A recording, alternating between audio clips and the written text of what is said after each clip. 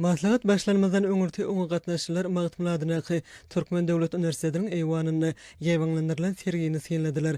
Hemem bu ýerde gurulany aýdym sala çykyşlary tomuş etdiler. Soňra maslahat öz işine başlap, onu ýurdumyzyň bilim ulgamynyň ýolbaşçylaryna we dürli derejeli wekillerine çykyş etmekleri üçin söz berildi. Çykyşlarda ýokary okuw mekdeplerinde ylym bilim öňümçilik ara baglanşanyň kemil usulyny döretmek, ylmy tejribeleşdirmek, hemem olary ilerletmegiň ýollary, bilim ulgamyny elkinjigedek döredilen döwlete dahylsady ýokary okuw mekdebiniň öňünde durýan möhüm wezipeler.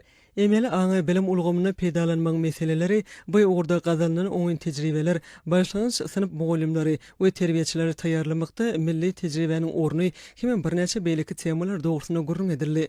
Dowam eden çykyşlarda geçen okuw ýylyna ýaşlary hünäre urukduryş işleriniň meýilnamalaryň esasy alınıp barlanyny ýygtaldy. Bilim özgertmelerini durmuşa ornaşdyrmakda dörejilikli zähmet çeken hünärini ustat bilim işgärlerini kemem nusxalyk işleri ýoly goýulan görevlili bilim edaralaryny ýüze çykarmak we olary höwetlendirmek maksady bilen durly ugurlary degişli bätleşik bilen gurumçylykly geçirilenig barada da bellenip geçildi. Şoň bilen baglykda birnäçe anyk wezipeler kesitlenildi. Şol wezipeler 2025-2026-njy täze okuw ýylynda bilim edaralaryna okuw terbiýeçilik işleriniň netijelerini ýokurlandyrmaga gönükdirilenler. Şeýlelikde ýurdumyzyň bilim işgärleriniň maslahaty we onnaky çykyşlar berkarar döwletiň täze ýamynyň galkynşy döwrüne gazanylýan üstünlükliň milli bilim ulgamynyň dünýä ölçeglerine laýyklykda ösýänine, hemem barka kemilleşýänine aýdyň şaýatlyk edýänini ýüze çykardy.